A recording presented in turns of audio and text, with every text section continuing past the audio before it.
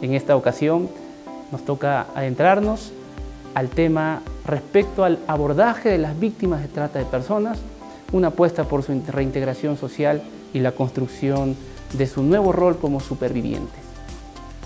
En ese sentido, quisiera empezar haciendo referencia a cuál es el concepto de la trata de personas que nos prevé nuestro Código Procesal Penal.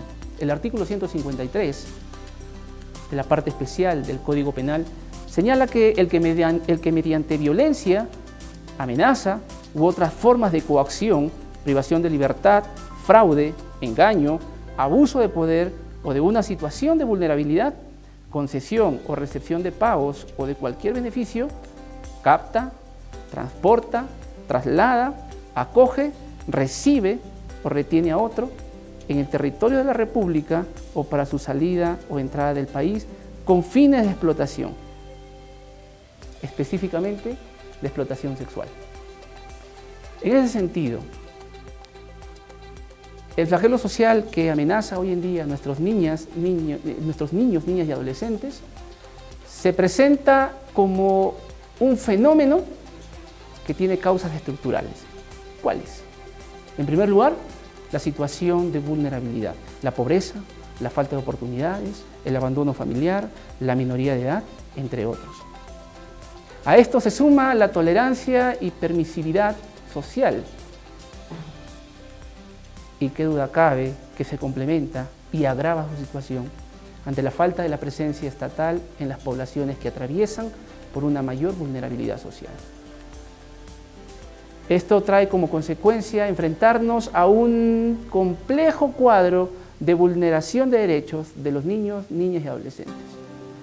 Y sin duda, en muchos casos hemos tenido la incapacidad de respuesta a fin de cubrir las necesidades de las víctimas. No solamente los operadores de justicia, no solamente quienes conforman el sistema de justicia, sino también la sociedad civil, los padres de familia, aquellas personas que también, como ustedes, estimados participantes, se encuentran en una condición en la cual muy bien podemos prevenir y erradicar este flagelo social. Pero ¿qué sucede? ¿Qué es la vulnerabilidad como un factor de riesgo que promueve la trata? En ese sentido, tengo que remontarme al concepto que nos ofrece las 100 reglas de Brasilia. Este documento, elaborado por los ministerios públicos de Latinoamérica, no hacen sino de referirnos que las personas en situación de vulnerabilidad son aquellas que por razón de edad, género, estado físico, mental o por circunstancias sociales, económicas, étnicas y o culturales encuentran especiales dificultades para ejercer con plenitud ante el sistema de justicia los derechos reconocidos por el ordenamiento jurídico. En ese sentido, ¿cómo podemos romper el ciclo de la trata? ¿Cómo desde nuestra situación, de nuestra posición como operadores del sistema de justicia o como integrantes de la sociedad civil, podemos nosotros romper con el ciclo de la trata? ¿Qué sucede si después de un rescate la víctima vuelve a una situación de pobreza y de explotación? Es ahí que se requiere una verdadera atención y un eje centrado en la víctima. Lamentablemente, por un lado, tenemos a un sistema de justicia rígido, formalista, con plazos predecibles y con un interés en la sanción penal. Pero nos olvidamos muchas veces del procedimiento de asistencia y protección en favor de las víctimas. Lógicamente, aquí comenzamos a entrar en conflicto el interés del sistema de justicia y la necesidad de las víctimas de trata de personas. Los actores de justicia nos encontramos en mejorar nuestras actuaciones vinculadas a la investigación del delito y el juzgamiento efectivo de los presuntos tratantes, pero muchas veces nos olvidamos de quienes deben ser el centro de atención y de los esfuerzos que se están desplegando, las víctimas. En ese sentido, permítanme señalar que ¿Qué significa tratar con una víctima de trata de personas? ¿Cómo yo puedo identificar desde la posición en la que estoy a una víctima de trata de personas? ¿Qué significa rescatar a un menor de esta situación? Algunos podríamos decir liberarlos de la sujeción y explotación de los tratantes. Muy bien, pero ¿para qué los liberamos? ¿Para qué los rescatamos? ¿Para retornarlos a sus lugares de origen y realidades? Pero si precisamente son sus lugares de origen, es la familia que en muchas ocasiones representa el factor de vulnerabilidad para estas víctimas, entonces, ¿qué hacemos?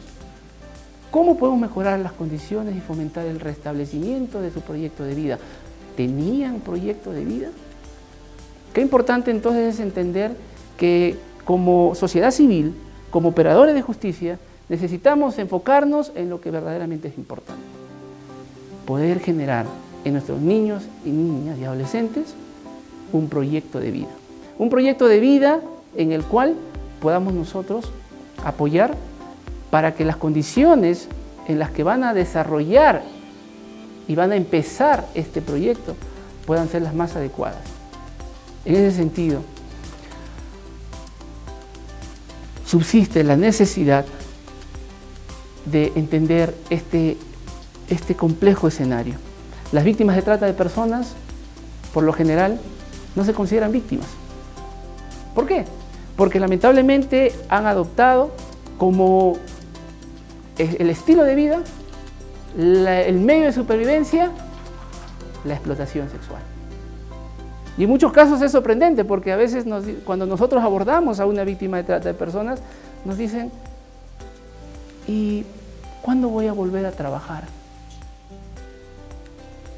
¿Por qué una víctima de trata de personas, después que ha sido rescatada, después de que ha sido sensibilizada, después de que ha sido abordada por los operadores de justicia, considera todavía que la explotación sexual es un trabajo? Entonces necesitamos entender que la verdadera reintegración social de una víctima de trata de personas no termina en el rescate, no termina en la sensibilización. Necesitamos brindar un estándar mínimo de derechos que le permitan a una persona recuperarse integralmente mediante un trabajo, empoderamiento y apoyo para la realización de su proyecto de vida. En ese sentido, nosotros buscamos realizar una eficiente ruta y una verdadera reintegración social de las víctimas. ¿Quiénes son los llamados a intervenir en este tipo de casos? Cuando existe una víctima de trata de personas, lógicamente, un delito, el llamado por ley para dirigir un operativo de rescate, para dirigir una investigación, es el fiscal. El fiscal, como representante del Ministerio Público, defensor de la legalidad y con quien está el monopolio para poder perseguir el delito, es el indicado para que pueda llevar a cabo este operativo de rescate. ¿A quién tienes que comunicar? A la Policía Nacional, qué duda cabe, para el servicio de inteligencia, porque muchas veces podemos nosotros querer rescatar a una víctima, pero sin tener las providencias del caso de qué elementos de prueba podemos utilizar para que una investigación sea válida.